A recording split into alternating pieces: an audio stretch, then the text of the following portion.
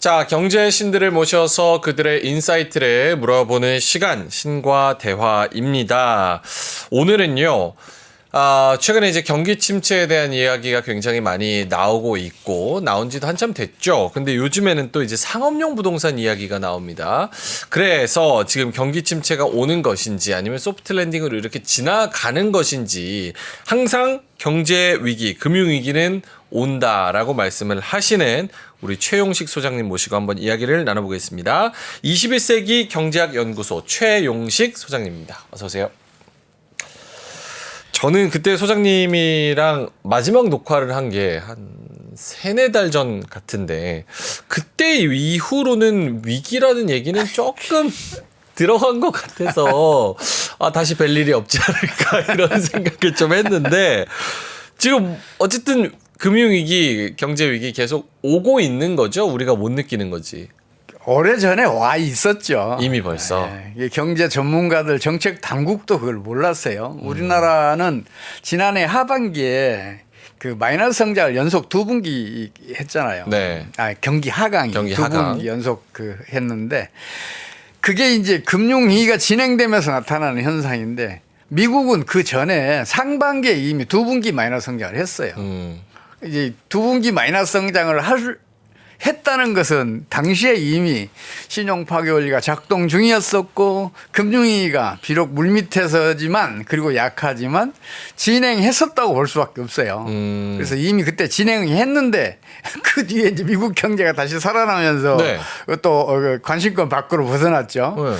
근데 이제 미국이 당시에 경기가 살아날 수 있었던 그 동력이 뭐냐면 내 이웃을 거지로 만드는 정책이었어요. 네. 미국이 고금리 강달화 정책을 펼치니까 다른 나라에 투자됐던 국제 금융자본들 그리고 다른 나라의 국내 저축들이 미국으로 빨려가면서 미국의 유동성이 풍부해졌어요, 갑자기. 네. 그러면서 이제 그 신용 파괴 원리 작동이 차단되고 그리고 경기 하강도 이제 다시 상승으로 돌아섰어요. 네. 그럼 끝난 거 아니에요? 끝났으면 다행인데 네. 올해 3월 8일부터 뭐 사건들 연달아 터지잖아요. 뭐 퍼스트 실버 리퍼블릭. 게이트, 실리콘밸리, 또 퍼스트 리퍼블릭 뭐 등등 계속해서 파산 사태가 나고 이게 국제적으로 전염됐었잖아요. 네. 크레딧 스위스, 또 도이체 방크 등등으로 맞아요. 이제 그게 또 이제 잠시 멈칫거리는 것 같으니까 사람들은 지나간 거 아니야? 근데 사람이라는 게 그래요. 자기가 원하는 쪽으로 자꾸만 이렇게 보려고 그래요. 그래서 지금 제발 안 왔으면 좋겠다 이런 마음들이 강하니까 안 올 거야 안 올 거야 이렇게 이제 생각하면서 믿게 되는 거죠. 그럼 이전이랑 뷰나 스탠스는 별로 달라진 게 없으신 거고.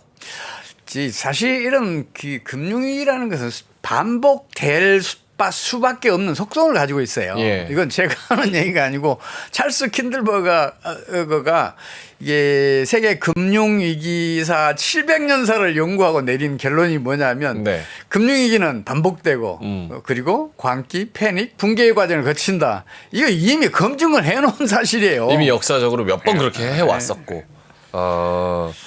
요 경제 위기가 역사적으로 그렇게 한다는 걸 알면 이 경제 위기가 반복되는 거를 좀 원칙적으로 봉쇄할 수는 없는 거예요? 봉쇄할 수는 없어요. 다만 그 파고를 좀 작게 할 수는 있어요. 그 폭을. 예. 그러니까 경기 상승 폭을 줄이면 경기 하강 폭도 줄어요. 네. 이게 경기가 좀 안정적으로 유지가 되면 경제 위기나 경제 파국은 차단될 수가 있어요. 근데 문제는 뭐냐면 정부 경제 정책이에요.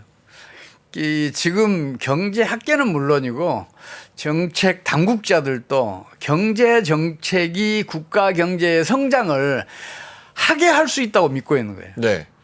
정책은 경제 절대로 성장 못 시켜요. 정책은 경제를 성장시킬 수가 없다. 이렇게 생각을 해보세요. 예. 경제 성장에 가장 중요한 역할을 하는 게 생산이고 예. 또 투자잖아요. 네. 이거 누가 해요? 정부가 기업. 합니까? 기업이. 그렇죠. 기업이죠. 그러니까 국민과 기업이 경제를 살릴 수 있는 것이지 정부가 살릴 수 있는 게 아니에요. 근데 약간 역사적으로 봤을 때는 뭐 뉴딜 정책이나 뭐 지금은 약간 반도체 산업, 배터리 산업 이런 것들도 정책과 연결되어 있어서 흥하고 또 망하는 일이 굉장히 많아서 정부 정책이 아예 필요 없을까 이런 생각도 드는데. 그 나중에 임상 사례 말씀드리면서 자세하게 말씀드리겠지만 네. 뉴딜 정책은 성공한 게 아니에요. 실패했어요. 뉴딜 정책은 실패했어요? 그럼요. 만약에 성공했으면 대공황이 어떻게 10년간 지속이 돼요. 그리고 그 각종 산업 정책들 있잖아요. 우리나라도 지금 산업 정책 때문에 우리가 고도 성장을 했다고 얘기를 해요. 네. 근데 저는 정부 정책이 성공한 걸 단 하나도 본 적이 없어요. 모두 다 실패했어요. 예를 들어서 1960년대 초에 가발 산업 적극 육성. 네. 대통령이 말했잖아요. 그쵸. 그다음에 무슨 일 벌어졌는데 딱 1년 만에 우리나라 가발 산업 초토화돼요. 대통령이 적극 육성하니까 생산 시설이 확 늘잖아요. 공급 과잉이 생기잖아요. 가격이 폭락해요. 공급 과잉. 그래서 생겨서. 당시에 그 유태인들이 그 우리나라를 뭐라고 이제 그 비아냥거리면서 비난했냐면 네. 우리는 200년간 가발 산업으로 먹고 살았는데 한국이 가발 산업 주도권을 뺏어가더니 10년도 안 돼서 전 세계 가발 산업을 초토화시켰다. 이런 비난을 들어요. 이제 다른 그 산업들도 여러 가지가 있는데 특히 중화공업 육성 정책이 지금 우리나라의 지금 현재 먹거리 산업을 육성한 것처럼 얘기하잖아요. 근데 그거 육성했다가 공급 과잉이 생겨서 당시에 정부가 대대적인 금융 지원 또 세제 지원 각종 행정 지원에서 설립했던 거의 모든 대기업들이 다 도산했어요. 네.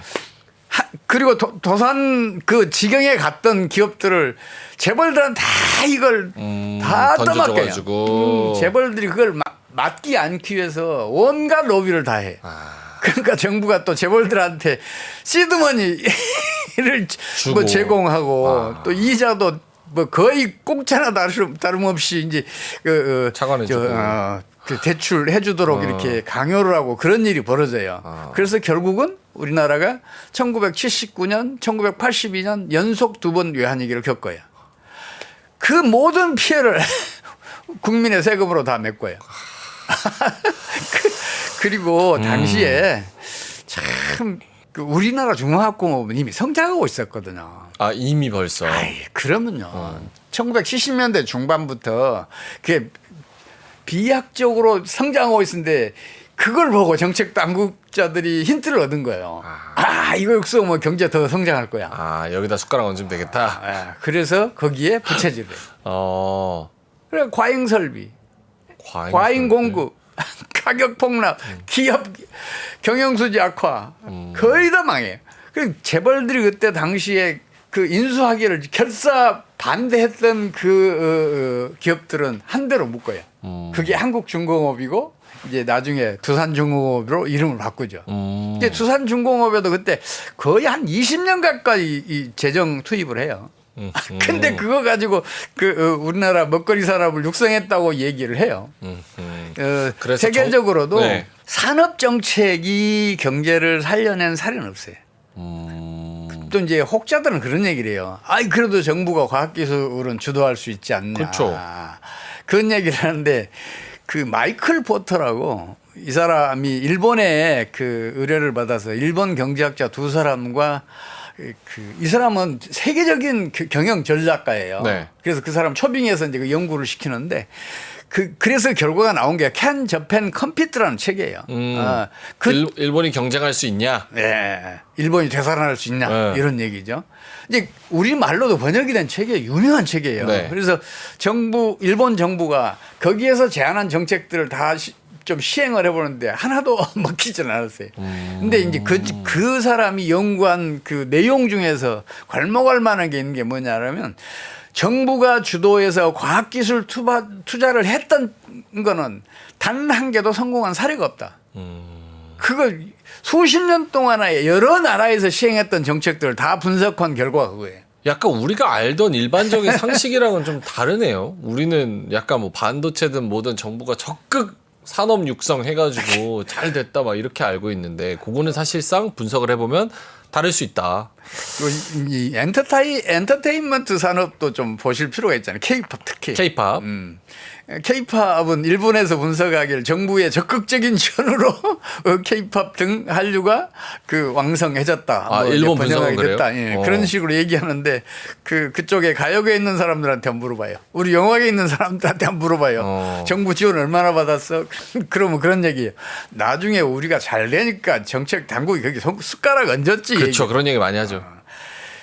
영화 산업이든 가요 산업이든 그야말로 정책의 관심권 바뀌었어요. 그러니까 정책이 관심을 기울이지 않으면 스스로 커요. 관심 기울이면 오히려 문제가 생겨.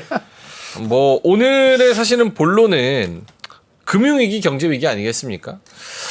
소프트 랜딩이 된다 안 된다. 사실은 뭐 금리 인상기도 거의 끝나가는 그런 상황인 거고, 인플레이션도 이전보다는 확실히 좀 어느 정도는 좀 잡히는 부분이고, 그래서 요렇게 마일드하게 그냥 가면 한 뭐 1년 지나면은 좀 힘든 시기 지나서 다시 한번 뭔가 좋지 않을까, 이런 얘기가 있는데, 교수님의 의견이 일단 첫 번째로 궁금하고요. 그리고 과거의 경제 위기와 지금 현재 경기 침체, 경기 위기 이런 걸 비교하면 어떤 점이 비슷하고 다른지도 궁금합니다.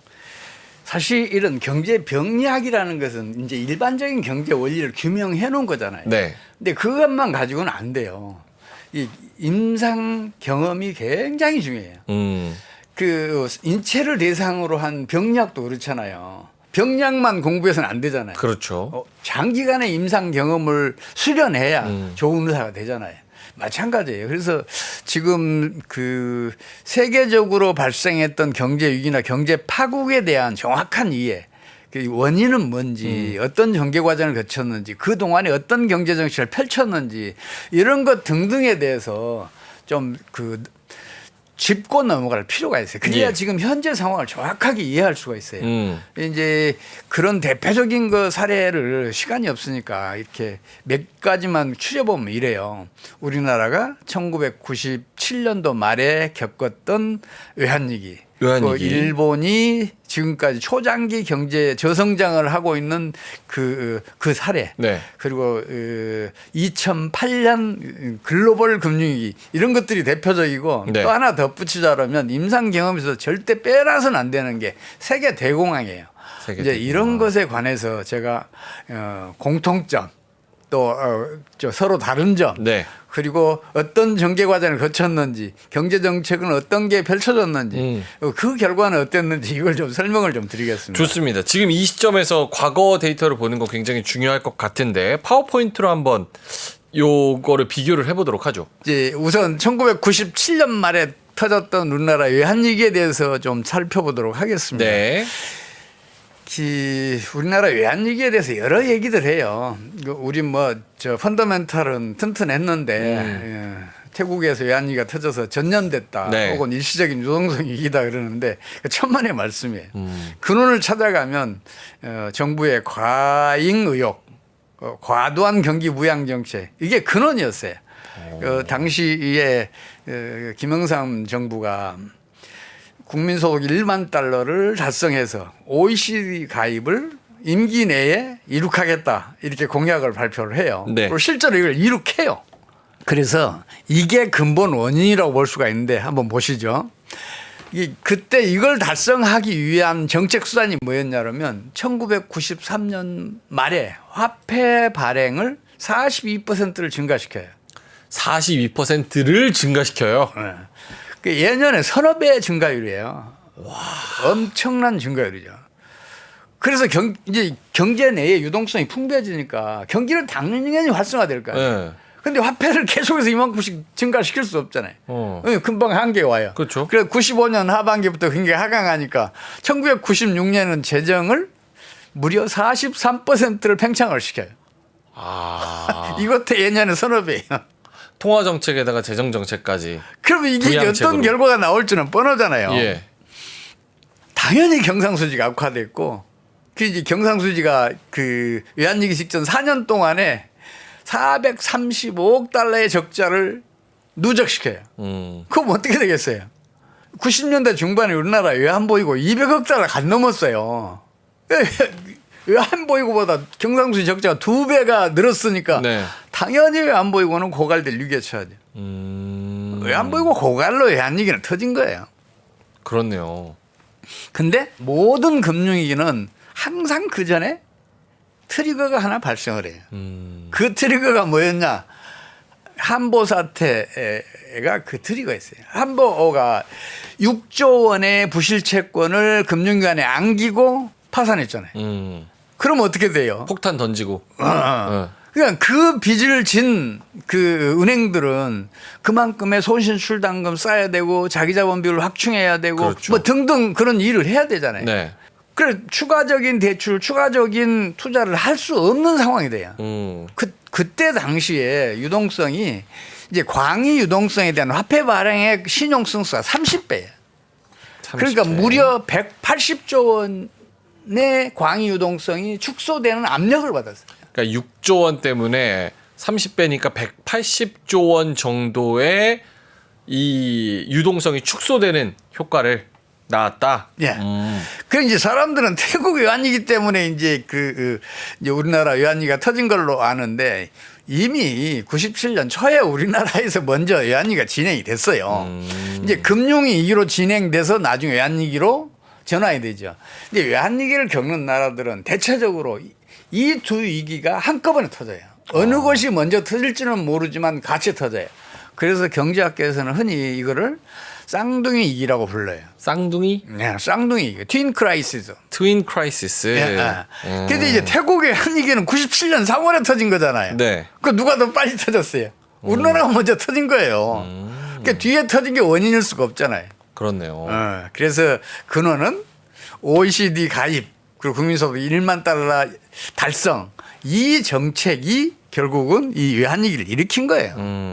그러니까 이제 물론 이제 그 외환위기가 우리나라에서 진행됐지만 태국을 중심으로 해서 이제 말씀드리자면 이제 그렇게 인식하고 있으니까 이게 바로 옆 나라 인도네시아 전염되네.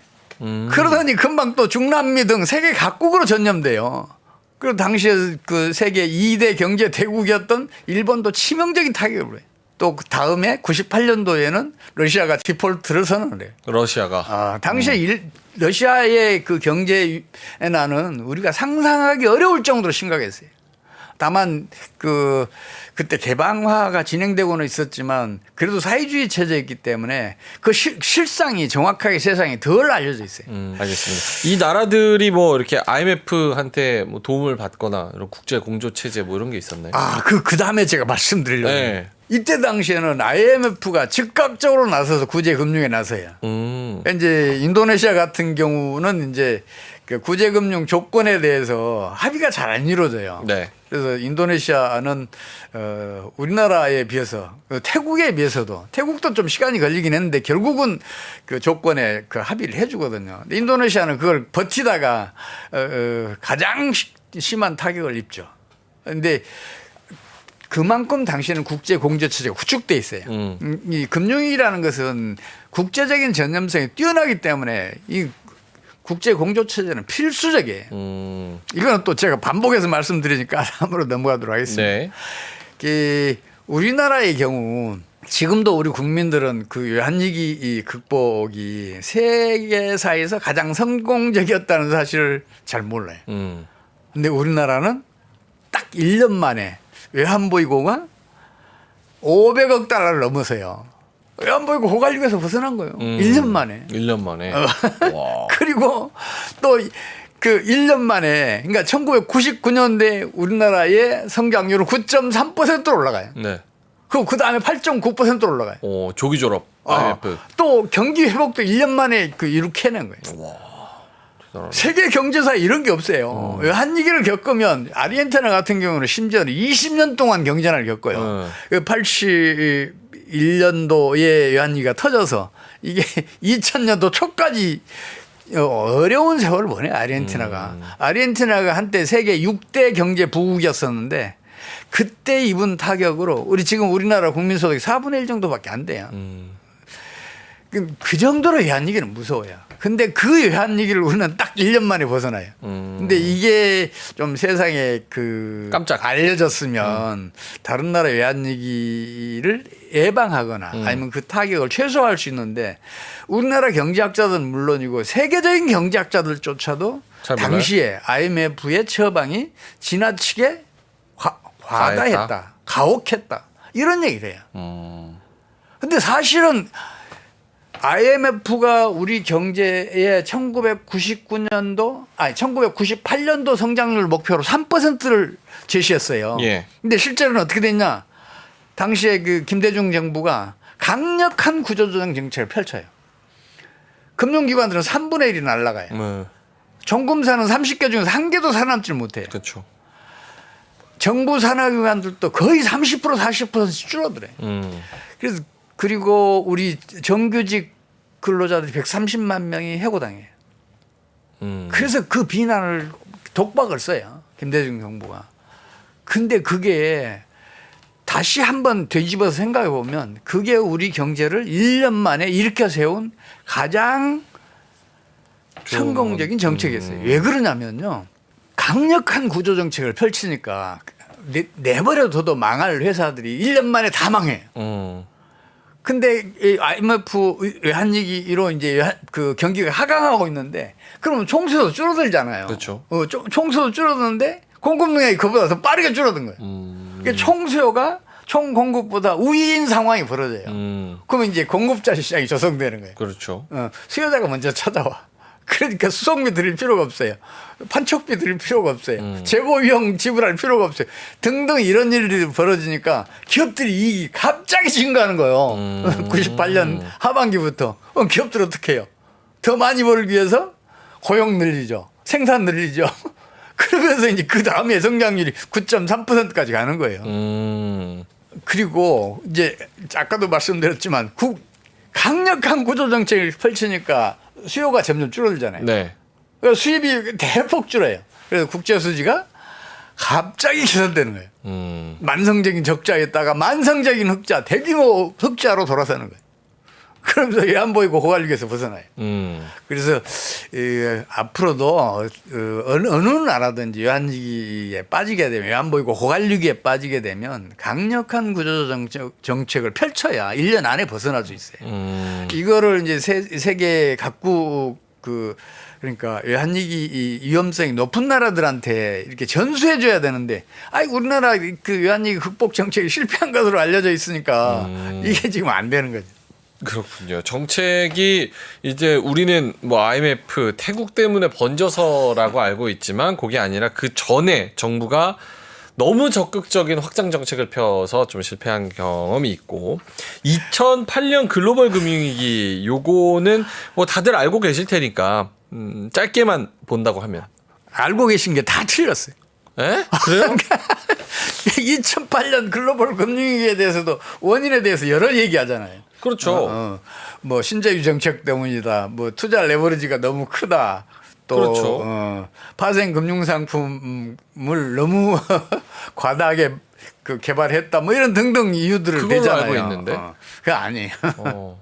이제 그 병의 근원이 이 발병으로부터 멀면 이게 찾아내기가 굉장히 힘들어요. 그렇죠. 근데 의사는 그 근원을 찾아야 돼요. 찾아야죠. 그래야 환자를 잘 치료할 수 있어요. 그 근원이 뭐냐면 이게 2000년에 그 아들 부시 대선 때 그 선거 구호로 The Ownership Society라는 걸 내세워요. 네. 소유자 사회. 소유자 사회. 누구나 집 한 채는 갖게 하겠다. 이제 그 정책 수단이 뭐냐면 이 무주택자에게 550만 채를 공급하겠다예요. 근데 저는 이제 이 정책 수단이 이제 발표됐을 때 깜짝 놀랐어요. 이미 1980년대에 대처 정부에서 이 정책을 펼쳤어요. 마가렛 대처. 영국에서 150만 채의 주택을 주로 무주택자 중심으로 추가로 공급을 해요. 그래서 주택 보유 비율이 56%에서 65%로 증가해요. 그럼 어떻게 되겠어요? 당연히 거품이 커지죠. 그 거품이 꺼져요.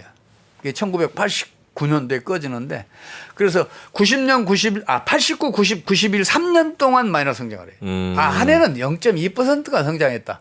플러스인데 마이너스나 다름없는 이제 그 성장을 해요. 네. 그런 사례가 있는데 이런 정책 수단을 다시 들고 나왔다는 게 이해할 수가 없더라고요. 예, 그때도 물론 이제 그 근원과 그 저 위기의 발생은 거리가 멀었어요. 거의 한 7, 8년 걸렸으니까 이때하고 비슷해요. 그러니까 그 근원을 그때도 몰랐을 수밖에 없었겠다는 생각을 하는데 그런데도 그 영국이 그렇게 3년 동안이나 경제난을 심하게 겪었으면 그 근원을 찾으려는 노력을 했을 텐데 왜 못 찾았을까 하는 생각을 하고 있어요. 이게 이제 그 결과를 한번 보자고요. 무주택자에게 550만 채를 공급하려면 뭔가 이 무주택자에게 재원을 그렇죠. 조달해 줘야 되잖아요. 뭐 공짜로 빌려주거나 저리로 빌려주거나 그렇죠. 돈을 저리로. 주거나. 그래서 페니메이하고 프레디맥 이게 반공사예요. 그 마치 개인 회사처럼 돼 있는데 그거 아니고 그 미국 법률에 의해서 설립됐고 법률에 의해서 운영되는 회사예요. 아, 거의 나라 거예요. 이걸 동원해서 재원 조달을 하는데 이제 파생 금융 상품들을 개발을 허용을 해요. 그러니까 주로 CDO 이게 그 collateralized 그 debt obligation이잖아요. 네. 예. 그 부채 담보부 증권을 개발을 허용을 해요. 저게 이제 문제가 된 거잖아요. 그러니까 다른 금융기관들도 옳다 됐다. 파생 금융상품 개발이 허용됐다 그러고 뭐 CDS니 그러니까 크레딧 디폴트 스왑 이런 것 같은 거 이제 그런 파생 금융상품을 개발하고 또 심지어는 A등급 채권과 C등급 채권을 합해서 네. 새로운 금융상품을 만들면 신용등급회사에서 이거 A등급으로 이렇게 간주를 해줘요. 네. 평가를 해줘요. 그럼 갑자기 이 채권들이 다 A등급이 되니까 이 그 파생금융 상품들이 이제 막 엄청나게 쓰레기가 금덩이로 이제 포장되는 거예요. 그러면서 이제 그 주택 시장에 이게 이제 그 붐이 일어나면서 거품이 생기기 시작하는 거예요. 주택 가격 급등으로 거품. 예. 그래서 이제 그 거품이 계속 유지될 수는 없잖아요. 그렇죠. 예, 언젠가 부동산 꺼지니까. 시장이라는 게 수요 시간 이동이 일어나는 시장이잖아요. 네. 그러니까 가격이 빠르게 상승하고 있으면 2, 3년 더 저축해야 될 사람들이 그 가격 상승을 못 따라가니까 큰 빚을 내서 현재 수요를 그 가담을 하잖아요. 그래서 현재 수요가 미래 수요와 합해져서 이제 그 광기를 일으키는 거잖아요. 네네. 근데 미래 수요가 현재로 넘어왔으니까 수요가 없는 때가 오잖아요. 그럼 거품은 반드시 붕괴돼요. 그것 때문에. 이 거품이 붕괴되면 어떤 일이 벌어져요? 제일 먼저 파생금융 상품들 가격이 폭락을 해요. 그렇죠. 폭락하죠. 뭐 그래서 결국은 금융시장이 붕괴를 하죠. 붕괴되고 주택 가격도 꺼지고. 이제 이 당시에 금융위, 글로벌 금융위가 트리거 역할을 한 게 사실은 제가 여기서 이제 2008년 3월 그 베스턴스 붕괴를 여기다 올려놨는데 사실은 그 전에 있었어요. 1년 전에. 그러니까 2007년 7월 달에 네. 그 파생 금융 상품 가격이 폭락하면서 베어스턴스 소속 헤지펀드 2개가 네. 고객 돈 16억을 날려먹어요. 그걸 파산을 해요. 아, 파생 상품 때문에. 네. 그럼 그 전에 미리 지금 같은 시그널이 있었던 거네요. 그럼요. 그래서 그 연말에는 메릴 린치니 또 뭐 그 유명한 그 세계 그 유수의 시티그룹이니 이런 그 은행들이 CEO들 다 해고해요. 그 자기 자본 확충하고 또 그 뭐요 유동성 확보하기 위해서 여러 노력을 기울이고 막 그런단 말이에요. 그러면서 이제 잠잠해져요 이게. 이게 이제 근데 2008년 3월 10일 날 베어스턴스에서 뱅크런이 일어나요. 이거 터지고도 또 잠시 잠잠해요. 왜냐하면 이 그 베어스턴스를 그 JP 모건에다가 네. 정부에서 300억을 지원해서 인수를 시켜요. 그래서 인디맥이라고 아주 조그만 은행 하나 파산하고 잠시 이게 잠잠해지는데 네. 9월 14일 날 리먼 브로더스가 파산하면서 이거 미국의 4대 투자은행인데 엄청나게 큰 그 은행이에요. 이게 파산하면서 이제 전 금융시장이 붕괴기에 처해요. 메릴 린치도 다른 그 은행에 인수를 당할 정도였으니까 네. 뭐 다른 건 말할 것도 없고 시티그룹은 사실은 톱 랭커잖아요. 은행에서도. 그렇죠. 거기도 구제금융 받아야 되고. 그러면서 전 금융기관이 파산 위기에 처하니까 네. 미국 정부가 깜짝 놀라서부터 그때부터 이제 그 과감한 조치를 취하기 시작하는데 네. 이제 이게 세계적으로도 그 전염이 되고 그러니까 어떤 일을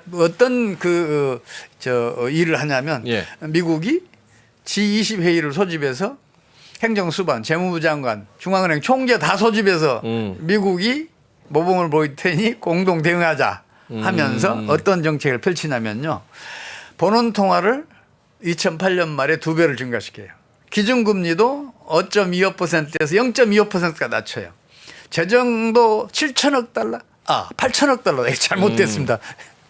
8천억 달러를 증가를 시켜요. 네. 그리고 구조 조정을, 그러니까 금융기관 구조 조정을 위해서 7천억 달러의 기금을 준비를 해요. 네. 사실은 그때 4,100억 달러인가를 그 실제로는 지출했어요. 네. 이제 7천억 달러 금융시장에다가 투입하겠다 그러니까 사람들이 이제 이 금융위기는 이제 해소되겠구나. 이렇게 하면서 이제 그 다음에부터 이제 경기가 살아나기 시작하죠. 그러니까 2009년 하반기부터 경기는 본격적으로 살아납니다. 근원이 비싸죠. 네. 2008년하고 우리 한 얘기하고. 2008년, 97년 여기 봤을 때 이 전부터 정부의 적극적인 확장 정책이 있었고 그것이 버블을 만들어서 버블이 꺼지는 과정에서 중간에 몇 번의 시그널들이 나오고 결국은 붕괴가 되는 시나리오. 이런 것들이 좀 비슷한 것 같은데. 그럼 현재하고 한번 비교해 봅시다. 에? 현재 금융위기하고 한번 비교해 보자고요. 무서워가지고 비교하겠어요. 2023년 세계 금융위기 요거 주장하시는 걸로 비교를 한번 해보겠습니다. 여러분들도 이 전의 내용이랑 얼마 정도 비슷한지 한번 생각해 보시면 좋을 것 같아요. 요거 한번 보여주세요. 근원은 2020년 코로나 사태가 터지잖아요. 네. 그러니까 경제 활동이 정상적으로 이루어지지 못하니까 경기가 갑자기 하강을 해요. 그러니까 미국 정부가 과도한 경기 부양 정책을 펼칩니다. 돈 진짜 많이 풀었어요. 막 지갑에다가 $2,000씩 꽂아주고. 그럼요. 이건 다 아는 내용이니까 제가 구체적인 말씀을 안 드릴게요. 그렇죠. 간단히 중요한 것만 말씀드리자면 기준금리를 2.5%에서 0.25%로 낮춥니다. 내렸죠. 통화도 이게 레몬이에요. 52%를 증발합니다. 재정 지출도 42%를 팽창시킵니다. 이게 실제로 있었던 일이에요. 네. 결과는 어떻게 됐냐? 미국의 경상수지 적자가 또 통화 증발하니까 오해하실 수도 있어서 더 많은 통화를 찍어냈다는 거죠. 증가시켜서 발행했다. 통화가 증발되니까 더 많이 소비하잖아요. 그러니까 우리가 생산할 능력보다 더 많이 소비하게 되는 그런 일이 미국에서 벌어진 거예요. 그래서 이게 2019년도에 미국의 경상수지 적자가 4,721억 달러고 GDP의 2.2%였어요. 네. 근데 이거는 그 외국에 그 외환보유고 쌓는 그 수요가 있잖아요. 그리고 그렇죠. 국제 교육이 증가한 만큼 또 달러 수요가 있잖아요. 그렇죠. 그런 만큼 이거는 적절한 수준이었다고 봐줄 수 있는 적자예요. 근데 이게 갑자기 2020년도에 6,161억 달러로 증가를 해요. 막 이 늘어나요. 코로나 사태 직후에 경기 부양 정책 펼치니까 이거는 GDP의 2.9%. 엄청나게 늘었죠. 그 다음에 2021년도에 8,216억 달러로 또 늘어요. 이거는 GDP의 3.6%예요. 네. 조금 과다하죠.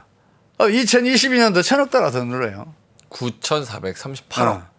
이런 일이 방치됐다면 어떤 일이 벌어지겠어요? 이만큼의 달러가 해외 시장에 유출된 거잖아요. 그렇죠. 달러 가치는 약세를 보일 수밖에 없고. 그렇죠. 그러면 미국에 투자된 국제 금융 자본들은 환차손을 입을 수밖에 없어요. 그렇죠. 그러면 그 사람들은 환차손 피해서 미국을 이탈해요. 그 미국의 유동성이 수축돼요. 신용 파괴가 작동을 해요. 네. 금융위기가 진행돼요. 그걸 막기 위해서 지난해 상반기 말부터 미국 연준이 빅 스텝, 자이언트 스텝을 밟아가면서 네. 고금리 강달러 정책을 펼쳐요. 그래서 일시적으로 금융위기를 차단해요. 이런 정책을 펼치니까 다른 나라에 투자된 국제 금융 자본들이 미국으로 갔고 또 다른 나라의 국내 저축이 또 미국으로 흘러갔고 네. 그래서 미국 유동성이 풍부해져요. 그래서 금융위기 진행을 차단을 시켰어요. 근데 문제는 다른 나라들이죠. 국제 금융자본 이탈된 나라들은 어떻게 되겠어요? 거지됐죠. 금융위기를 겪었거나 혹은 국제 수지가 만성적인 적자인 나라들은 이거는 외환보유고 고갈 위기로 처해요. 그렇죠. 돈 다 그래서- 빨아 들어가니까. 그럼요. 그러다 보니까 지금 세계적으로 50개국이 넘는 그 나라들이 외환위기에 직면해 있거나 외환위기 늪에 빠져들었어요. 외환위기 지금 겪고 있는 나라가 10개 나라가 넘잖아요. 아르헨티나 지금 나라 거의 망했다고. 그 레바논도 마찬가지고 이만큼 돈 따발 싸들고 가면 계란 하나 할 수 있고. 파키스탄도 마찬가지. 스리랑카는 뭐 신문에 나와서 이제 잘 알려진 사실이고 그밖에 튀르키예. 아니 거기다가 우리나라는 공장도 다 뺏기고 산업도 다 뺏길 위기에 있어가지고 우리나라도 뭐 거기 플러스해서 더 거지되게 생겼습니다. 예, 그래서 지난해 우리나라 하반기에 상반기 1분기에 2.6%, 2분기에 3.0% 성장하다가 3분기에 1.3%로 반토막 나고 네. 4분기에는 마이너스 1.6% 축소 재생산 들어가잖아요. 그게 이 미국의 고금리 강달러 정책 때문이라니까요. 요게 그러면 지금 말씀하신 거에 이어서 트리거는 뭐가 될까요? 3월 8일 날 실버게이트 조그만 그 자산 규모 540억 달러밖에 안 되는 조그만 캐피털 회사가 파산을 해요. 아, 그러니까 트리거가 이미 나온 거예요? 이 3월 8일에 터졌다니까요. 와. 그럼 이제 그 3월 9일 날 실리콘밸리 은행 망하고 시그너처 은행 또 이어서 망하고 퍼스트 리퍼블릭 은행 유동성 위기에 빠지고 또 그 뒤로 상업용 부동산 가 트리거 될 수 있다. 뭐 중국 경제가 트리거 될 수 있다. 이런 얘기도 계속 나오고 있죠. 네. 지금 신용 파괴원리 작동은 미국이 실리콘밸리 은행이 파산한 다음에 예금 전액 보장 이거 발표해서 다른 은행으로 뱅크런이 전년행을 막았어요. 네. 근데 문제는 신용 파괴 원리는 수면 아래에서 계속 작동 중이다. 계속 작동 중이다. 근데 요 실버게이트 실리콘밸리 뭐 등등 해서 요런 지방은행들의 위기는 정부에서 굉장히 빨리 막아주는 모양새였거든요. 그럼요. 그러니까 지금 이게 뭐 위기다라고 나오면 한 이틀 뒤에 주말쯤 되면은 정부가 무언가 정책을 취하고 누군가한테 뭐 다른 큰 기업들한테 이야기를 해서 뭐 돈을 대주거나 인수를 하라 그러거나 이런 식으로 팔빠르게 나서는 모양새인데 그래도 이게 트리거가 됩니까 계속? 이 말씀 먼저 드릴게요. 네. 아무리 심각한 경제 파국이든 경제 위기든 적절한 정책을 신속하게 펼치면 그걸 차단해낼 수 있어요. 네네. 최소한 그 타격을 최소화시킬 수 있어요. 근데 문제는 뭐냐면 적절한 정책 수단이 안 보일 때. 이러지도 저러지도 못할 상황에 처했을 때. 그리고 또한 정책 당국의 관심권 밖에 있는 데서 일이 터질 때 문제가 생겨요. 제가 정책 당국의 관심권 밖에 있는 것 중에 하나를 제가 그 가상화폐로 보고 가상화폐. 있어요. 근데 이 얘기는 좀 복잡하니까 빼고 네네, 나중에 하고. 어쨌든 간에 지금 그 어느 쪽에선가 트리거 하나만 터지면 미국은 이제는 이러지도 저러지도 못할 상황에 놓여 있다고 생각을 해요. 사면초가에서 지금 누군가 칼을 딱 찌르는 그 전 단계에 있는 상황이다. 미국이 앞으로는 예금 전액 보장이라는 발표를 못 해요. 원래도 전액 보장했다가 말을 조금 바꿨잖아요. 전액까지는 아니다. 전액 앞으로도 하겠다 그랬다 말 바꿨잖아요. 왜냐하면 그 예금 보장 기금이라는 게 1,800억 달러밖에 안 돼요. 근데 전체 그 예금 총액은 18조 달러란 말이에요. 18조 달러 어떻게 예금 보장을 해요? 못 해요. 그렇구나. 그 지금 이제 어디에서 트리거가 터지느냐만 문제가 남아 있어요. 근데 그 트리거는 워낙에 돌발적이에요. 그래서 언제 어디에서 어떤 형태로 터질지는 아무도 몰라요. 그럼 우리가 지금 예측할 수가 없군요. 제가 여쭤보려고 그랬는데. 그럼요. 그걸 어떻게 예측해요? 실버게이트라는 조그만 캐피탈이 망할 줄 누가 알았어요? 아무도 관심권 밖에 처음 들어와서 처음 들어. 그러니까요. 조그만 그 캐피탈이라니까요. 2007년도에도 베어스턴스 산하 저는 이름도 몰라요. 그 헤지펀드 2개가 그 고객돈 16억 달러 날려먹을 줄을 누가 알았어요? 이런 일이 터지면 신용 파괴가 작동하기 때문에 네. 신용 승수배만큼 유동성이 축소되는 일이 벌어진다니까요. 그러면 금융위기가 진행이 되는 거예요. 상업용 부동산이 됐든 아니면 뭐가 됐든 약간 어디서든 무언가가 하나가 터지는 걸 지금 막을 수는 없는 상황이다. 왜냐? 큰 그림에서 적극적인 확장 정책을 펼친 거를 걷어들이고 있는 그런 상황이기 때문에. 일단은요, 이렇게 한번 생각을 해보세요. 네. 이제 국가 경제를 경영하는 정책은 재정 정책은 이미 힘을 잃었어요. 네. 이거는 이제 스태그플레이션을 일으킨다는 게 이미 널리 알려져 있으니까. 그래서 1980년대 이후로는 통화 금융 정책이 경제 정책의 핵심을 이루고 있어요. 근데 미국은 그 통화 금융 정책을 이러지도 저러지도 못하게 돼 있어요. 만약에 기준금리를 올리잖아요. 그러면 CMBS를 포함한 MBS 가격 떨어질 거 아니에요. 국채 가격 떨어질 거 아니에요. 이것들은 전 그 금융기관들의 자기 자본 비율에도 들어가고 현금 보유 비율에도 들어가요. 네. 다 가지고 있단 말이에요. 또 추가로 투자한 것도 많아요. 근데 이 가격이 떨어져 봐요. 어떻게 되겠는가. 금융기관 경영수지 악화되잖아요. 그러면 손실 충당금 쌓여야죠. 자기 자본 비율을 또 확충해야죠. 현금 보유 비율을 또 확충해야죠.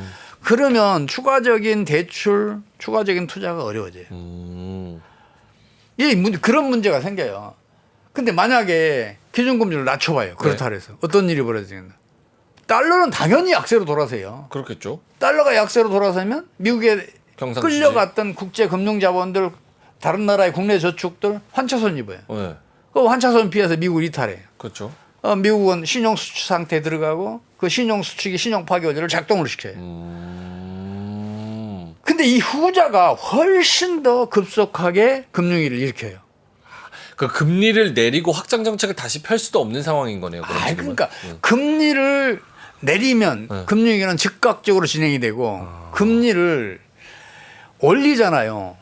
그러면 이건 서서히 진행돼요. 그래서 미국은 지금같이 어려운 상황에서도 기준금리 못 내려요. 파월 저 얘기하잖아요. 연말까지는 기준금리 인하 없다. 알겠습니다. 정책 처방의 중요성 요거 좀 말씀을 해주시면 좋을 것 같은데. 이게 그 국제 전념은 이미 이루어졌다는 거 말씀을 드려야겠네요. 크레딧 스위스, 도이체방크. 국제 전염이 이루어졌다. 이루어졌다는 말씀을 드리고 싶고. 근데 지금 국제 공조 체제가 필수적인데 안 돌아가고 있잖아요. 이게 수립될 수가 없는 상황이에요. 미국이 내 이웃을 거지로 만드는 정책을 펼치는데 누가 미국에 협조하겠어요. 그렇죠. 그러니까 미국만 살겠다. 만약에 경제 위기가 와도 미국 내에서 그거를 자체적으로 해결하고 끝내겠다라고 해서 리쇼어링도 하고 미국 내에 뭔가 아메리카 퍼스트, 아메리카 온리 약간 이런 정책을 좀 고수하는 것 같은 느낌도 드네요. 요거 정책으로 해서 좀 소프트 랜딩 막을 수 없나? 막을 수 있어요. 막을 수 있어요. 막을 수 있어요? 2008년도에 이미 막아낸 실적이 있잖아요. 네. 일단 제일 먼저 국제공제처제를 수립을 해야 돼요. 그러면 미국이 먼저 반성해야 돼. 내 이웃을 거지로 만드는 정책이 잘못됐다고. 그 다음에 지금 이제 신용 파괴 원리가 작동을 하면 네. 신용 승수요만큼 유동성이 축소되잖아요. 네. 그럼 그걸 차단하기 위해서 번호통화를 대폭 늘려야 돼요. 2008년도처럼 이제 실제로 그 신용 파괴 원리가 수면 위로 올라와서 본격적으로 작동을 할 때는 번호통화를 2배 정도는 늘려줘야 돼요. 기준금리도 0.25%가 아니라 0%대까지 떨어뜨려야 될지도 몰라요. 그리고 재정 지출도 당시에 8천억 달러 지출했는데 지금 1조 달러 정도는 지출해 줘야 돼요. 여러 가지 조건이 부합해야 돼요. 근데 이거를 미국 혼자 하면 미국은 망해요. 이런 정책을 펼치잖아요. 그럼 미국의 성장 잠재력, 국제 경쟁력이 떨어지면서 국제 수지가 악화되는 것은 물론이고 네. 달러가 급속도로 악화돼요. 달러 가치가 반토막 날 수도 있어요. 그러면은 지금 말씀하신 조건들은 사실상 좀 지켜지기 어려운 조건들이라는 생각이 많이 드는데. 미국이 지금 최소한도 G20, G30을 끌어모아서 다 소집해서 미국이 몸을 모이겠다. 여러분도 같이 하자. 미국이 금융위기에 빠지면 여러분은 더 큰 타격을 입는다고 설득해내면 그게 가능해요. 그러니까 그런 분위기가 아니잖아요 지금. 그래 주길 간절히 제가 기대하고 있습니다. 그러니까 약간 말씀하신 조건들이 미국의 지금까지의 스탠스를 보면 그러니까요. 사실은 쉽지 그래서 않겠다. 제가 뭐 이런. 가끔 그런 얘기를 해요. 어쩌면 세계 대공황급 위기가 올 수도 있다. 아유 너무 무서운 말씀 아니에요. 우리 세계 대공황 한번 살펴봅시다. 세계 대공황 한번 보죠. 세계 대공황과 정책 처방 왜 중요한지 미국이 왜 정신 차려야 되는지 한번 보겠습니다. 이게 세계 대공황의 근원도 찾아 올라가잖아요. 네. 그러면 그 1928년도 28년까지 가요? 당시 공화당 선거 브로셔에 보면 네. 그 만연한 빈곤으로부터의 해방 이런 것도 있고 또 하나는 몇 끼마다 모든 국민이 그 닭고기를 먹을 수 있도록 하겠다 들어있고 모든 사람이 차를 소유할 수 있도록 하겠다 이런 것도 들어있어요. 그 얼마나 어마무시한 공약이었는지 지금 사람들은 모를 거예요. 사실상 그냥 대놓고 돈 풀기 하겠다. 약간 이런 개념이네요. 당시에는 부자들만 자동차 샀어요. 1920년대니까. 근데 모든 가정에 차 한 대씩은 주겠다고 갖도록 하니까. 해주겠다. 뭐 이런 공약이 있었어요. 얼마나 좋아요. 그러니까. 과도한 경제 정책을 발표를 하고 그걸 추진했던 거죠. 과도한 확장. 이제 뭐 그 과정 이런 것들은 이제 잘 알려져 있으니까 네. 이제 그 세계 대공황에 대해서 본질에 대해서 제가 좀 드리고 싶은 말씀이 있는데 네. 시장의 실패, 자본주의 실패라는 얘기를 해요. 근데 이거는 케인스 경제학이 각광을 받았던 때까지만 옳았어요. 그러니까 케인스 경제학이 의외로 스태그플레이션을 일으킨다는 게 드러난 다음부터 경제학자들이 다시 연구하기 시작한 거예요. 그 이제 그 경제학자들의 결론이 뭐냐면 정부의 계속적인 정책 실패 때문이었다고 결론을 내려요. 오, 그래요. 예, 물론 이제 각 경제학자들마다 이제 정책 실패 내용이 조금씩 차이가 있어요. 그런 이제 대표적인 학자들이 누가 있냐면 찰스 킨들버거, 내가 좋아하는 경제학자입니다. 그리고 그 찰스 페인슈타인, 그리고 또 피터 태민, 또 진 스마일리 이런 경제학자들, 또 벤 버냉키, 벤 버냉키. 연준 의장했던 이런 사람들이 지금 와서 대공황을 연구해봤더니 경제 정책의 실패 때문에 심화됐고 장기화했다. 이제 이런 그 저서들이 지금 꽤 지금 논문들까지 지금 발간이 되고 있어요. 네. 그래서 자본주의 실패가 아니고 시장의 실패도 더더욱 아니다. 또 이제 뉴딜 정책이 성공했다는 말씀은 아니다는 거 제가 말씀드렸잖아요. 지금 뉴딜 정책이 성공했으면 대공황이 10년 이상 지속될 수가 없죠. 경제 정책은 왜 실패한 거예요? 지금 실패한 내용 제가 말씀드릴게요. 이제 1929년 그 9월 3일 날 380일까지 올라갔던 다우지수가 381 이게 몇 년도라고요? 1928년. 이게 대공황의 이제 터지기 직전 이야기예요. 지금. 대공황이 32년? 아니요. 29년부터 29년부터예요. 그래서 이게 380일까지 올라갔다는 게 11월 23일 198까지 떨어져요. 198까지. 그러니까 경기가 급속하게 후퇴를 해요. 네, 반토막 났네요. 그래서 당시 대통령 후보가 네. 경제계 리더들을 전부 다 소집을 해요. 모아서. 그리고 그 백악관에서 그때 6차례인가 회합을 할 거예요. 그러면서 기업들에게 이 노동자들의 임금을 깎지 마라. 해고시키지 마라. 그 사람들 해고시키고 임금을 깎게 되면 수요가 줄어서 여러분들도 타격을 입는다고 설득을 해요. 그래서 동의를 받아내. 근데 그게 1년도 못 가서 실패를 해요. 그러니까 한 7, 8개월 동안은 그 약속을 지켜요. 임금도 안 깎고. 해고도 안 했어요. 근데 경기 후퇴가 되니까 기업들 경영수지가 악화되잖아요. 그쵸. 적자나는 기업도 생기잖아요. 적자나는 기업들 살아남기 위해서 어떻게 해야 돼요? 해고해야 되고 노동자 임금 이제 깎아야 되고 그럴 수밖에 없는 상황이 벌어져요. 이게 사실은 경기 회복의 결정적인 장애 요인으로 작동을 해요. 그렇겠네요. 기업 이익이 줄어드는데 생산 늘리고 고용 늘리고 할 기업이 어디가 있어요? 없단 말이에요. 그리고 기업이 파산하면 연쇄적으로 거기에 산업적으로 다 엮여 있는 밸류체인도 다 그럼요, 무너지니까. 임금 보전 그리고 일자리 보전 이 정책은 경제 원리가 사실은 참 냉혹해요. 피도 눈물도 없어요. 그러게요. 그러니까 바람직하게 보이는 게 결과가 나쁜 경우가 너무 많아요. 이제 그런 일이 벌어진 것이 첫 번째고, 네. 두 번째는 이제 물가 하락을 방조한 거예요. 물가 하락을 방조했다. 물가 하락하면 당연히 기업의 경영 수준이 악화되잖아요. 그렇죠. 그러면 생산도 투자도 고용도 어려워지니까 경기는 하강을 하는데, 이 물가 하락을 방조하지 않으면 어떻게 해야 돼? 이 통화 공급을 늘려줘야 되는데 네. 당시에는 근본이자였어요.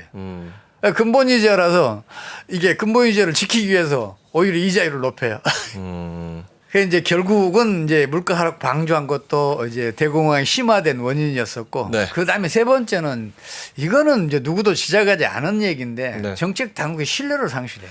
정책 당국이 신뢰를 잃어버리면 아무것도 돌아가지 않습니다. 아이, 맞아요. 그러니까 기본적인 걸 실수록 이게 파괴되면 문제가 심각해지잖아요. 공기가 오염됐다, 물이 오염됐다, 비용도 많이 들지만 복구하는 데는 장기간이 필요하잖아요. 네. 경제에 있어서 신뢰는 공기와 물 같은 역할을 그렇죠. 해요. 그렇죠. 근데 대통령이 어느 날 나와서 3개월 이내 경기는 정상화 될 것입니다 했어요. 그러니까 그게 좀 안 돼가는 듯 하니까 상무장관이 나와서 3개월 이내 됩니다. 또 재무부 장관이 나와서 3개월 이내 됩니다. 또 이제 그 다음에 대통령이 나와서 어려운 시기는 지났습니다. 이런 얘기를 3개월 동안 계속 해야 되는데 경기는 계속 나빠지는 거예요. 신뢰가 완전히 상실되는 거예요. 지금이랑도 약간 비슷하지 않아요? 약간 연준에서 인플레이션이 일시적이다. 뭐 금리 인상 없다 하다가 금리 인상하고 금리 인상 조금 할 것처럼 하다가 급격하게 팍팍팍 해버리니까 신뢰가 없다. 시장 지금 월가에서도 연준을 좀 안 믿는 눈치고. 그러니까 이제 결국은 5월이 돼서 이제 그 정책 당국이 아예 나타나질 않아요. 네. 자기들 얘기가 다 틀렸으니까. 아, 아예 잠수타버려요? 이제 그 다음에 또 하나 또 정책 실패한 게 뭐냐면 농산물 가격 안정 정책이에요. 네. 당시에 미국의 남부지방에 심한 가뭄이 들어서 막 식량 폭동이 일어나고 막 그러는데 네. 농산품 가격이 떨어지는 거예요. 네. 경기가 하강하니까 수요가 축소되잖아요. 그럼 오히려 가격이 하락하는 거예요. 그러니까 농민들이 죽을 맛이지. 그러니까 그걸 보고 정부가 농산물 가격 안정 정책을 펼쳐요. 오, 그거 잘한 것 같은데? 네. 잘한 것 같은데 농산물 가격을 그러니까 밀 수매에 정부 보조금을 막 지급하고 그래요. 아, 보조금을. 그러니까 농민들이 경지 면적도 늘리고 보조금 주고 가격도 어느 정도 보장해주고 하니까 생산 많이 늘리면 나 떼부자 되겠다 싶어서 과잉 생산을 해버린 거군요. 과잉 생산해서 이 정책이 1년 반 만에 오히려 농산물 가격 폭락을 시켜요. 이거 안 되겠다 싶어서 보조금 빼고 뭐 그런 정책 빼고 이러니까 오히려 생산은 이만큼 많아졌는데 가격은 확 떨어졌고. 이제 다섯 쉽지 않네. 번째로 이제 경기가 후퇴를 하면 축소 재생산을 하잖아요. 네. 이게 이제 그 악순환한 성질이 굉장히 강해요. 축소 재생산이. 생산이 줄면 소득이 줄고 소득이 줄면 소비가 줄고 소비가 줄면 다시 생산이 줄고 그렇죠. 이런 악순환이에요. 이 악순환을 선순환으로 돌리기 위해서는 강력한 재정 정책이 필요한데 재정 정책이. 이게 정책 강도가 약해서 오히려 역효과를 내요. 우리가 예를 들어서 병에 걸렸어요. 네. 그러면 강력한 항생제를 투약하면 낫을 수 있어요. 근데 그 병균이 이겨낼 수 있을 정도만 투약을 해봐요. 그러면 항생제 투약이 오히려 독이 될 수 있죠. 독이 될 수 있어요. 그런 항생제 먹다가 중간에 그거 다 먹으라 그러잖아요. 이거 중간에 끊지 말라 그러잖아요. 이제 그런 일이 벌어졌었고, 다음에는 제일 중요한 게 금융위기를 방치한 거예요. 그래서 은행이 24,979에서 14,207개로 줄어들어요. 25,000개에서 14,000개로 예. 와. 그 43%가 빠져난 거예요. 몇 년 만에 한 4년 만에 그네요. 예. 와. 예. 그리고 이제 또 미국의 대공황을 장기화시키고 또 심화시킨 가장 결정적인 게 홀리 스무트 관세법의 제정이에요. 홀리 스무트 관세법? 예. 이걸 제정해서 관세를 대폭 올려서 그러니까 국내 산업 보호, 국내 고용 보호한다고 수입을 차단하기 위해서 이런 짓을 해요. 그래서 이 법이 의회에서 제정되자마자 네. 경제학자 1,038명이 네. 연대 서명해서 청문을 해요. 이거 통과시키지 마라. 대통령이 거부권을 행사하라. 호호. 이걸 강행을 해요, 근데. 이 관세 테리프라 그러잖아요. 테리프. 네. 이거 그 관세를 늘리는 거를 나 살자고 이웃을 거지로 만드는 정책을 펼쳐서 그게 또 실패의 원인이 됐다. 아, 예. 그 대충 이제 대공황의 이 원인들이 한 7가지만 제가 말씀드렸는데 그 네. 밖에 저 세세한 것들 있어요. 그거는 책에 있잖아요. 네, 책에 요 책. 그렇죠? 근데 이제 그 이런 정책들이 이 중에 상당수가 지금도 비슷하게 가지 않나요? 예, 그래서 요거 보면서 뭐가 비슷할까, 뭐가 안 비슷할까 이런 거를 좀 많이 보는데 내일 이웃을 거지로 만드는 정책 요거 비슷하고 금융위기 방치 요거는 조금 지금은 좀 다른 것 같은 그런 느낌이고. 그거는 잘하고 있어요 지금까지는. 네, 정책 당국의 신뢰 상실 요것도 똑같은 것 같고. 약간 비슷한 것도 있고 아닌 것도 있고. 어쨌든 우리가 경계감을 가져봐야 될 것들은 좀 있는 것 같다. 예, 오케이. 임상 사례라는 것은 네. 어느 무엇보다 중요해요. 임상 사례 없이는 경제 병력이 성립할 수가 없어요. 그쵸. 그래서 임상 사례에 대해서도 여러분들이 좀 관심을 가져줬으면 좋겠어요. 그래야 경제를 진단하고 그 예측하는 게 네. 비교적 정확해질 수가 있어요. 알겠습니다. 삼성전자는 어느 사업부가 가장 돈을 많이 벌까요? 여기서 확인해 보세요. 3프로TV 데이터 센터. 우리나라 얘기를 많이 안 해주셨는데 사실 제가 뭐 경제방송 매일매일 하면서도 답답한 상황을 계속 얘기해야 되는 것도 저도 힘들어요. 그러니까 뭐 반도체나 배터리나 뭐 이런 산업 같은 거는 미국이 다 가져간다고 저렇게 난리치고 있고 위에는 중국 있고 옆에는 일본 있고 죽을 맛이거든요. 우리나라의 대책은 어떻게 해야 되는 건지 소장님이 아이디어가 있으시다면. 미국이 일방적으로 강달러 고금리 정책을 펼치면 네.